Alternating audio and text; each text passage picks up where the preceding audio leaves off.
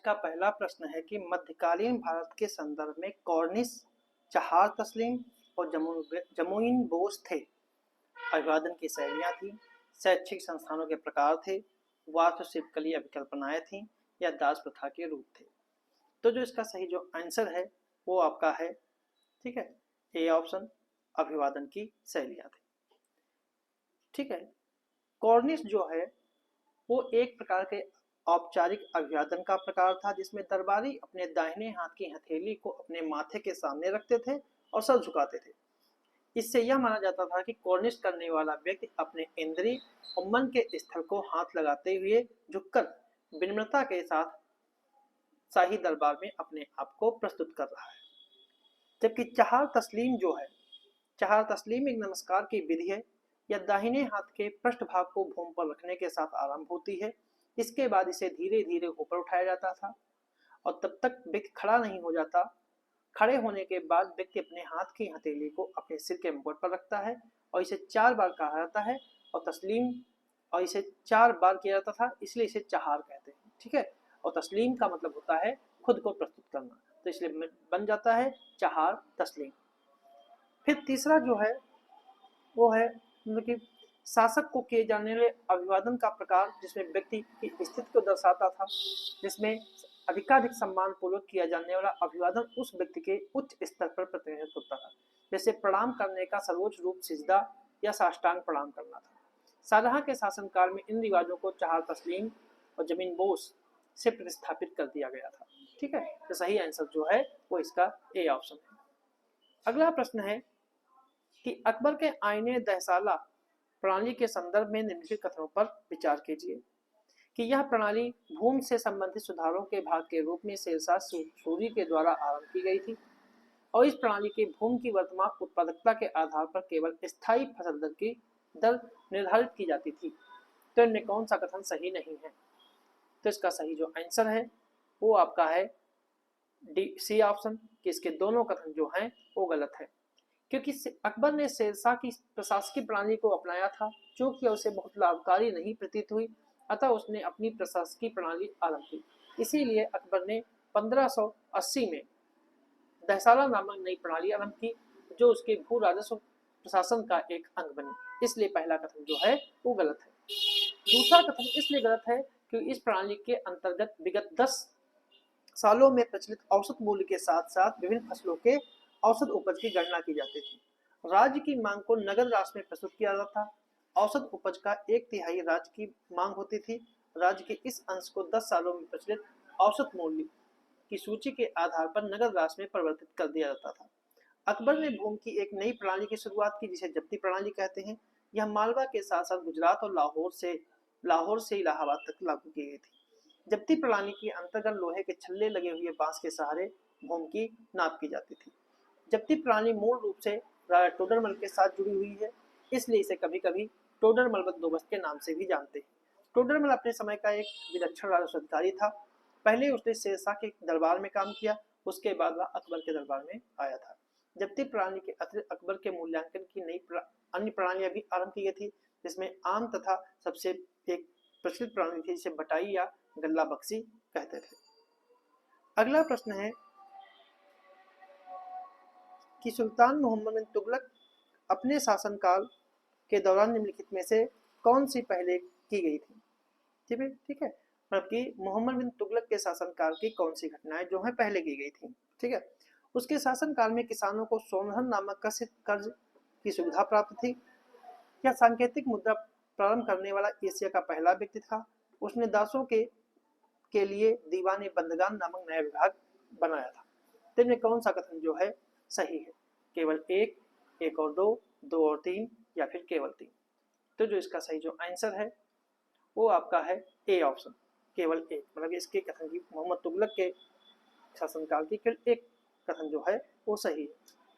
क्योंकि अगर मोहम्मद बिन तुगलक की बात करें तो मोहम्मद बिन तुगलक विरोधाभासी चरित्र वाला व्यक्ति था।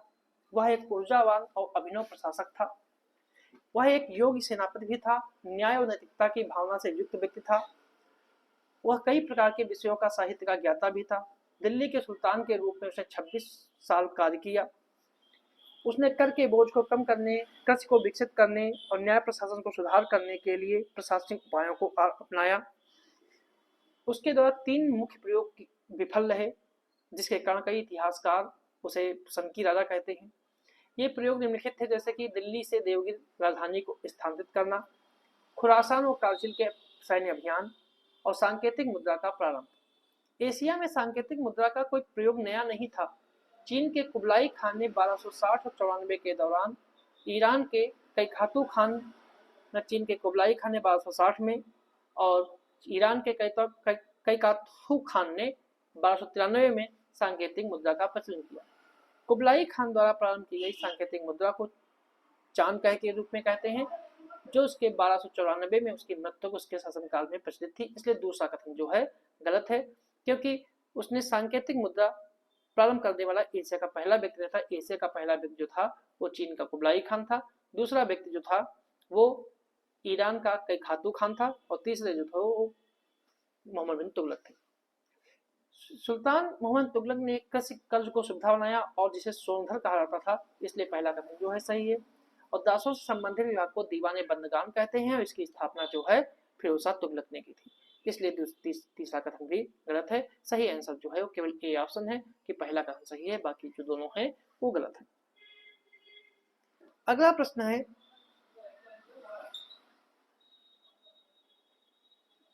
कि इसके शासनकाल के दौरान चोल साम्राज्य दक्षिण भारत से सुदूर क्षेत्रों तक विस्तार हुआ। यह साम्राज्य दक्षिण में श्रीलंका से लेकर उत्तर में कलिंग तक विस्तारित था। तमिल कवियों अप्पार समुंदर सुंदरर के ग्रंथों को एकत्रित करके उन्हें तिसुराई नामक एक संकलन में प्रस्तुत किया गया। इसके शासन के दौरान ही श्री विजयन साम्राज्य के एक राजा द्वारा चूड़ामणि बिहार नागपट्टिनम में एक बौद्ध मठ का निर्माण करवाया गया था। तो यह परिच्छेद किस चोल शासक को वर्णन करता है? ऑप्शन है राजराज चोल, विजयालय चोल, तीसरा राजराज प्रथम और डी ऑप्शन राजेंद्र प्रथम। तो जो इसका सही जो आंसर है वो आपका है सी ऑप्शन राजराज प्रथम, क्योंकि इसके शासनकाल के दौरान चोल साम्राज्य दक्षिण भारत के दूर क्षेत्रों में विस्तार हुआ। इसका साम्राज्य दक्षिण में श्रीलंका से लेकर उत्तर में कलिंग तक विस्तारित था। राजराज चोल ने कई सैन्य अभियान भी किए, जिसके परिणाम स्वरूप मालाबार तट मालदीव श्रीलंका को भी चोल साम्राज्य के अधीन कर लिया गया। राजराज प्रथम ने ही तंजावुर में बृहदेश्वर मंदिर का निर्माण कराया। इसके शासनकाल के दौरान तमिल कवियों अप्पार समंदर सुंदरम के ग्रंथों को एकत्रित करके थिरुमुरई नामक एक संकलन का प्रस्तुत किया गया। चूड़ामणि विहार भारत के तमिलनाडु के नागपट्टिनम में एक बौद्ध विहार मठ था। चूड़ामणि विहार का निर्माण 1006 ईस्वी में श्री विजयन साम्राज्य के राजा श्री विजय सुलामणि वर्मन के द्वारा राजराज चोल के संरक्षण में किया गया। और अगर हम राजधिराज चोल की बात करें, इसने लंका, वेंगी, कलिंग आदि क्षेत्रों को चोल साम्राज्य के अंतर्गत बनाए रखा। इसने अश्वमेध यज्ञ का आयोजन किया और जयन कोंडा चोल की उपाधि धारण की और इसी विजय राजेंद्र चोल के रूप में भी जाना जाता है। ठीक है, अगर हम विजयालय चोल की बात करें तो विजयालय चोल मुत्तैयार के रूप में जाना जाने वाला एक गौड़ सावंती परिवार का अधिकार क्षेत्र था, डेल्टा पर था। ये कांचीपुरम के पल्लव राजाओं के अधीन थे। विजयालय चोल की बात की जाए और उरैयूर के चोलों के प्राचीन सामंती परिवारों से संबंध रखने वाले विजयालय ने 9वीं शताब्दी के मध्य मुत्तैयार से हस्तगत करते हुए इसे अपने अधिकार क्षेत्र में ले लिया और इसने तंजावुर शहर का निर्माण कराया और वहां निशंभसूदिनी देवी का मंदिर बनवाया। अगर हम राजेंद्र प्रथम की बात करें तो इसे महान चोल शासक कहा जाता है। इसने 1017 ईस्वी में श्रीलंका पर विजय प्राप्त की और पूरे श्रीलंका पर अधिकार स्थापित करते हुए चोल साम्राज्य का भाग बना दिया। इसने कृष्णा तुंगभद्रा दोआब के क्षेत्र में हुए विद्रोह को समाप्त किया और वेंगी के चालुक्यों के साथ मैत्रीपूर्ण संबंध बनाए रखे। इसने उड़ीसा के लिए एक अभियान प्रारंभ किया और उड़ीसा के गंग वंश के साथ वैवाहिक संबंध स्थापित किए और 1022 में गंगा घाटी में अपने अभियान का विस्तार करते हुए बंगाल तक पहुंच गया और बंगाल के शासक महिपाल को परास्त किया। राजेंद्र प्रथम ने गंगा घाटी अभियान की सफलता के बाद गंगई कोंड की उपाधि धारण की और गंगा नदी के मुहाने पर गंगई कोंड चोलपुरम नाम से राजधानी की स्थापना की। पूर्वी तट के साथ साथ बंगाल के लिए इसने अभियान बंगाल की खाड़ी, जिसे चोल झील भी कहा जाता था, पर चोल प्रभुत्व स्थापित किया। राजेंद्र प्रथम के पास एक सुव्यवस्थित नौसैनिक बेड़ा था, जिसके साथ उसने सुमात्रा के सैन्य शासकों के साथ 100 वर्षीय नौसैनिक युद्ध प्रारंभ किया। इसने चीन के साथ व्यापार के वाणिज्य को बढ़ावा देने के लिए 2 दूत भी भेजे। अगला प्रश्न है, विजयनगर साम्राज्य में कराधान प्रणाली के संदर्भ में विचार कीजिए। पहला है कि किसी भी उद्योग पर करों का पूर्ण अभाव था। व्यापारिक श्रेणियों, शिल्प श्रेणियों को आम लोगों पर कर लगाने का अधिकार था। संपन्न और विपन्न दोनों प्रकार के किसानों के लिए कर समान थे। विदेशी व्यापार और वाणिज्य को प्रोत्साहित करने के लिए विदेशी व्यापारियों पर कोई कर नहीं लगाया जाता था। तो में कौन सा कथन सही है? 1 और 3, 2, 3, 4, केवल 2 या फिर 1, 2, 3, 4? तो जो इसका सही जो आंसर है वो आपका है सी ऑप्शन, केवल 2। तो दूसरा कथन सही है, बाकी तीनों कथन जो है गलत है। पहला कथन सही इसलिए नहीं है कि विजयनगर साम्राज्य में उद्योगों पर करों की एक स्पष्ट प्रणाली अपनाई गई। कई उद्योगों पर राज्य का एकाधिकार था, जबकि अन्य को सभी के लिए कर मुक्त कर दिया गया था। उद्योगों पर वस्तु के उत्पादन और मांग के अनुसार कर लगाया जाता था। इसका सबसे उदाहरण ये है कि एक तेल उद्योगों पर आरोपित कर है।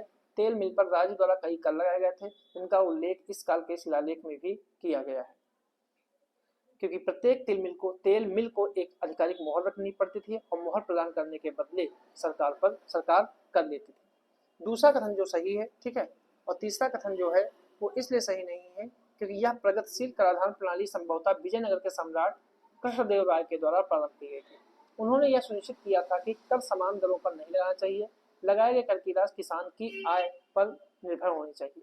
इनके शासनकाल में कराधान प्रणाली अत्यधिक प्रगतिशील थी। ऐसी वस्तुएं जो विलासितापूर्ण नहीं थी, जिनका सभी समुदाय के द्वारा समान रूप से उपयोग किया जाता था, पर कर की दर समान होती थी, जबकि विलासिता की वस्तुओं पर कर की दर अमीर वर्गों के लिए अधिक और निर्धन वर्गों के लिए कम थी। अगर चौथा कथन इसका इसलिए गलत है क्योंकि विजयनगर साम्राज्य में मध्यकाल में पहली बार पुर्तगाली और अरब जैसे विदेशी व्यापारियों के साथ बेहतर संपर्क विकसित किए।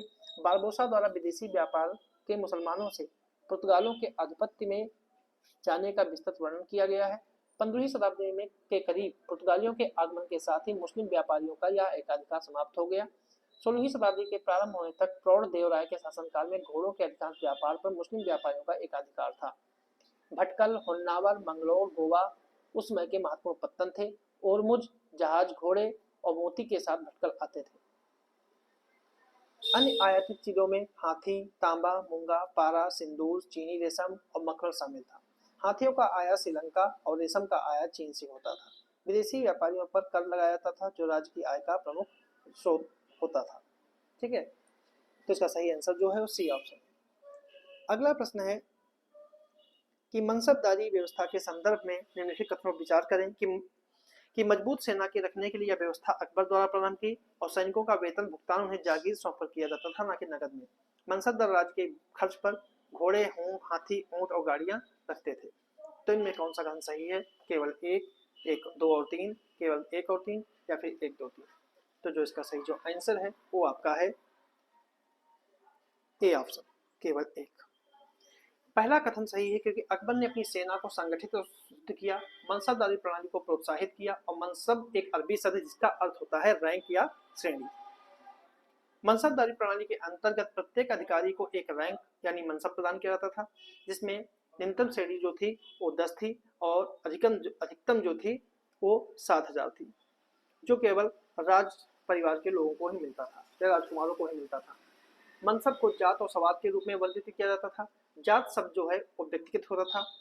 ठीक है, सवार श्रेणी किसी पदाधिकारी व्यक्ति के द्वारा अनिवार्य रूप से बनाकर रखे जाने वाले घुड़सवार सवारों की संख्या का संकेत देती थी। दूसरा कथन जो है इसका इसलिए गलत है क्योंकि मुगल मनसबदारों को प्रचुर मात्रा में भुगतान किया जाता था। उनका वेतन उस समय विश्व में सबसे अधिक था। एक मनसबदार का श्रेणी के अनुसार उनका मानदेय होता था। जैसे 100 मनसबदारों को 500 रुपये प्रति माह, 1000 मनसब वाले को 4,400 माह का वेतन और 5,000 मनसब वाले को 30,000 रुपये महीने का वेतन मिलता था। मनसबदारों को जागीर सौंप के भुगतान किया जाता था। और तीसरा कथन इसलिए सही नहीं है, मनसबदारों से अपेक्षा की जाती थी वे अपने व्यक्तिगत वेतन में से हाथियों, ऊँटों, खच्चरों, गाड़ियों की टुकड़ियों को बनाए रखेंगे। सेना के परिवहन के लिए इन्हें बनाए रखना आवश्यक था, इसलिए इसका तीसरा ऑप्शन कथन जो है गलत है। तो सही आंसर जो है वो केवल ए ऑप्शन है। तो इसका सही आंसर जो है वो ए है। तो ये थे हमारे आज के कुछ प्रश्न।